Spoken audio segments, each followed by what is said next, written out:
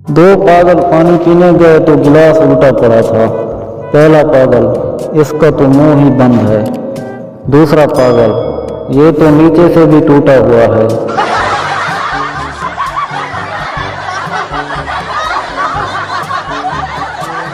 एक पागल दूसरे पागल से कहता है, लोग हमें पागल क्यों कहते हैं?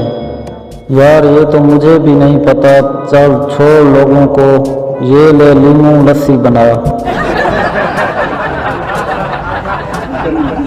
एक आदमी को डबल डेकर बस में ऊपर वाली जगह पर बिठा दिया और वो भाग कर नीचे आ गया।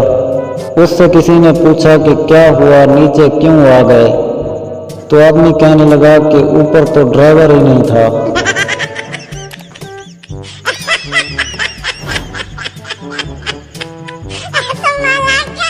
एक आदमी दूसरे आदमी से एक सवाल पूछता है कि जिस आदमी का हाथ नहीं होता उसे क्या कहते हैं? दूसरा आदमी बोला, लंगड़ा। तो पहले आदमी ने कहा, गलत जवाब, उसे हैंड फ्री कहते हैं।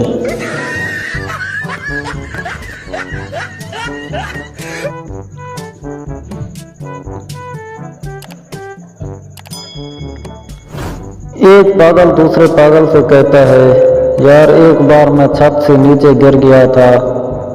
तो दूसरा पागल कहता है कि तुम बचे भी थे या नहीं? तो पहला पागल कहता है, यार ये तो मुझे भी नहीं याद, उस वक्त मैं बहुत छोटा था।